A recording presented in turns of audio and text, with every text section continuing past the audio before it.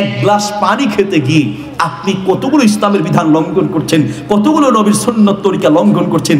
শুধু এই পয়েন্টটা প্র্যাকটিক্যালি আপনাকে দেখিয়ে আলোচনা শেষ করব। দেখুন, আপনি এক গ্লাস পানি খাবেন, এই এক গ্লাস পানি খাওয়ার ক্ষেত্রে আপনি কতগুলো বিধান লঙ্ঘন করছেন। নাম্বার 1, 1 নাম্বার রাসূলের সুন্নাহ এবং ইসলামের বিধান, পানি খেতে হবে ডান হাতে। কোন হাতে?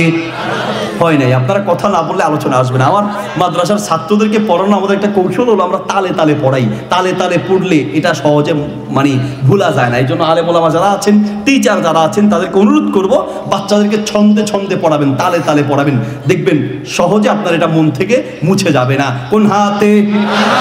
আরো জোরে। কোন হাতে?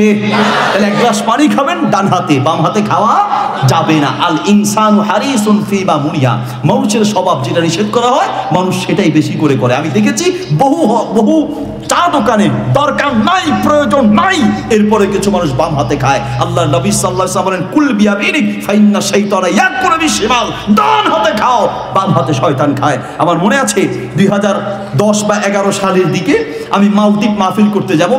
প্রথমে শ্রীলঙ্কা গেলাম এয়ারপোর্টে। শ্রীলঙ্কা এয়ারপোর্টে এক লোক এসে বলছে, হুজুর এয়ারপোর্টের একটা কাহিনী আপনাকে বলি। আমি বললাম, হ্যাঁ বলেন।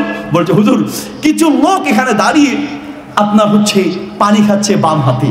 তো আমি তাদেরকে গিয়ে চিনলাম তারা বাঙালি, এবং তাদেরকে বললাম, ভাই ডান হাতে খান, বাম হাতে শয়তান খায়। সেই শিক্ষিত লোকগুলো আমাকে বলছে, হুজুর বেশি ফতোয়া দেন, ডান হাত হাত, বাম হাত হাত, দুই হাতই তো আল্লাহ সৃষ্টি করেছেন, মন চাইলে ডান হাতে খাবো, মন চাইলে বাম হাতে খাবো। হুজুর এত ফতোয়া দেন কেন? পা দিয়ে তো আর খাচ্ছি না, হাত দিয়ে খাচ্ছি, দুইটাই তো হাত। হুজুর বললেন, বুঝছি, সোজা আঙ্গুলে ঘি উঠবে না, আঙ্গুল বাঁকা করা লাগবে। একটু দূরে গিয়ে বলছি, আপনাদের পড়ালেখা কি?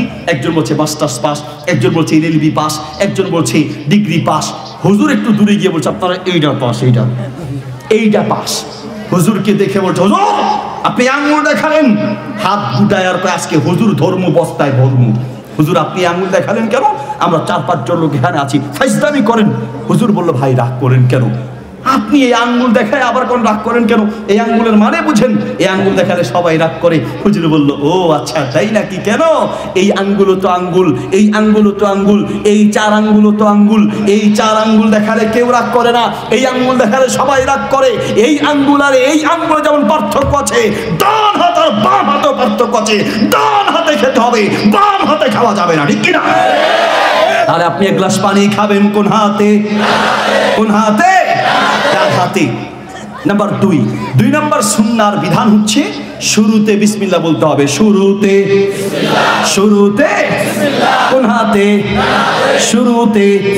যেই কোনো খাবারের শুরুতে বিসমিল্লাহ বলবেন। বাচ্চাদেরকে মায়েরা ভাত দিবে, দুধ দিবে, বাচ্চা বিসমিল্লাহ বলতে পারে না, ও কথা বলতে জানে না, মা বলবে বিসমিল্লাহ। বিসমিল্লাহ বলে বাচ্চাকে দুধ না দিলে বাচ্চাও খাবে, শয়তানও দুধ খাবে। পানি খাবেন তো বিসমিল্লাহ বলবেন, ভাত খাবেন তো বিসমিল্লাহ বলবেন। প্রত্যেক খাবারের শুরুতে কোন হাতে? এরপরে খেতে হবে বসে বসে, দাঁড়ায় খাওয়া যাবে না, খেতে হবে বসিয়া। কিভাবে? কোন হাতে? শুরুতে। 3 শ্বাসে খেতে হবে, 3 শ্বাসে। এখন 3 নিঃশ্বাসে খেতে হবে, এই হাদিসের ভুল ব্যাখ্যা আমরা বুঝছি, যার কারণে ওই যে অনেক মানুষকে দেখা যায় যে পানি খাওয়ার সময় গ্লাসের মধ্যে নিঃশ্বাস ছাড়ে। ওই যে হুজুর বলছে 3 নিঃশ্বাসে খাইতে হবে, 3টা নিঃশ্বাসই আল্লাহর রহমতে পানির ভিতরে। হুজুর যে কইছে, এখন 3 নিঃশ্বাসের মানে কি? 3 নিঃশ্বাসের মানে হলো আপনি পানি খাবেন, খাওয়ার সময় নিঃশ্বাসটা বাহিরে ফেলবেন। তাহলে 3 শ্বাসও যে খাবেন, ভিতরে না বাহিরে? শ্বাস হলো বাহিরে। তাহলে কয় শ্বাসে? জোরে বলতে হবে, কয় শ্বাসে? কয় শ্বাসে? কিভাবে? কোন হাতে? শুরুতে। বিসমিল্লাহ। প্রিয় ভাইয়ের, আবার সর্বশেষ 2 মিনিট আলোচনা শেষ।